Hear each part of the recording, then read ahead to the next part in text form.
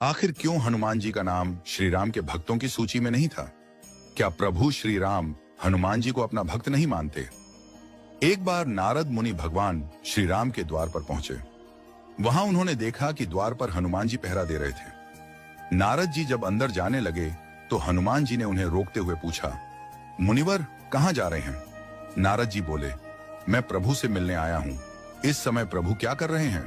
हनुमान जी बोले, पता नहीं, पर कुछ बही खाते का काम कर रहे हैं। नारद मुनि जब अंदर गए तो देखा कि प्रभु श्री राम कुछ लिख रहे थे। नारद जी ने पूछा, प्रभु आप बही खाते का काम क्यों कर रहे हैं? यह काम किसी मुनीम को दे दीजिए। श्री राम ने कहा, नहीं नारद, यह मेरा काम है, इसलिए मुझे ही करना पड़ता है। मैं यह कार्य किसी और को नहीं सौंप सकता। नारद जी ने उत्सुकतावश पूछा, प्रभु ऐसा क्या कार्य है? इस बही खाते में आप क्या लिख रहे हैं? श्री राम बोले, तुम क्या करोगे जानकर? जाने दो। नारद जी आग्रह करते हुए बोले, नहीं प्रभु, अब तो आप बता ही दीजिए कि इस बही खाते में क्या लिखते हैं। प्रभु श्री राम ने कहा, नारद, मैं इस बही खाते में रोजाना उन भक्तों की हाजिरी लगाता हूं जो हर पल मेरा नाम भजते हैं। यह सुनकर नारद मुनि को अपनी हाजिरी देखने की उत्सुकता हुई। उन्होंने पूछा, प्रभु क्या मेरा नाम भी इस सूची में है? जब प्रभु श्री राम ने बही खाता नारद जी को दिखाया तो उन्होंने देखा कि उनका नाम सबसे ऊपर था। यह देखकर नारद मुनि बहुत प्रसन्न हुए कि प्रभु उन्हें अपना सबसे बड़ा भक्त मानते हैं। लेकिन उन्होंने देखा कि उस बही खाते में हनुमान जी का नाम नहीं था। नारद जी सोच में पड़ गए और बोले, हनुमान जी तो प्रभु के सबसे बड़े भक्त हैं, फिर उनका नाम इसमें क्यों नहीं है? क्या प्रभु उनका नाम लिखना भूल गए?